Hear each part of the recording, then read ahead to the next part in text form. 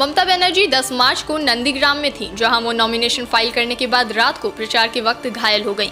ममता बनर्जी ने दावा किया था कि उन पर हमला किया गया है, लेकिन घटनास्थल पर मौजूद लोगों ने इसे एक एक्सीडेंट बताया।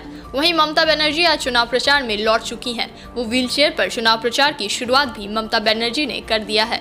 नंदीग्राम में कथित हमले में घायल होने के बाद ममता बनर्जी आज पहली बार सार्वजनिक रूप से दिखाई दी। ममता बनर्जी कोलकाता गांधी मूर्ति से हजारा तक कैंपेन कर रही हैं।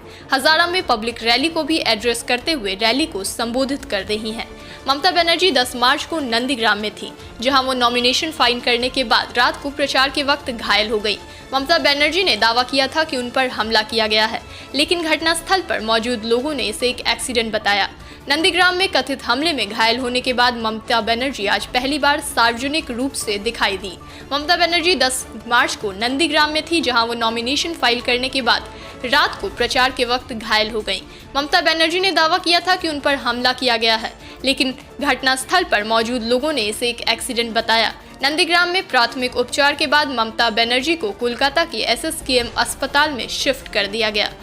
कोलकाता में हुए मेडिकल टेस्ट के बाद बताया गया कि ममता बनर्जी के बाएं पैर और टखने के साथ साथ कंधे, अग्र, भुजा और गर्दन पर भी गंभीर चोटें आई हैं। 12 मार्च को उन्हें अस्पताल से डिस्चार्ज कर दिया गया। ममता बनर्जी का इलाज कर रहे चिकित्सकों ने शनिवार को बताया कि उनके बाएं पैर में आई सूजन भी कम हो गई है। डॉक्टर ने PTI भाषा को बताया, मुख्यमंत्री ठीक है, वे सभी निर्देशों का ठीक से पालन कर रही हैं। उनके बाएं पैर में सूजन कम हो गई है और वहां लगभग कोई भी दर्द नहीं है। हालांकि ममता बनर्जी ने नंदीग्राम में हुई घटना को अपने ऊपर हमला बताया था, लेकिन चुनाव आयोग ने कहा कि पश्चिम बंगाल की मुख्यमंत्री ममता बनर्जी को नंदीग्राम में जिस घटना में चोट लगी थी वो एक दुर्घटना थी, ये कोई सुनियोजित हमला नहीं था।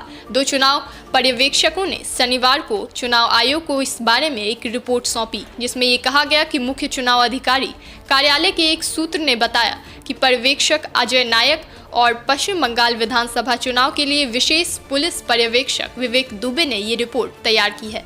इसमें बताया गया कि 10 मार्च को ममता बनर्जी के द्वारा नामांकन दाखिल करने के बाद पूर्वी मिदनापुर जिले में नंदीग्राम के बिरुलिया बाजार में यह घटना अचानक हुई। हालांकि इसकी साजिश होने की बात कही जा रही है।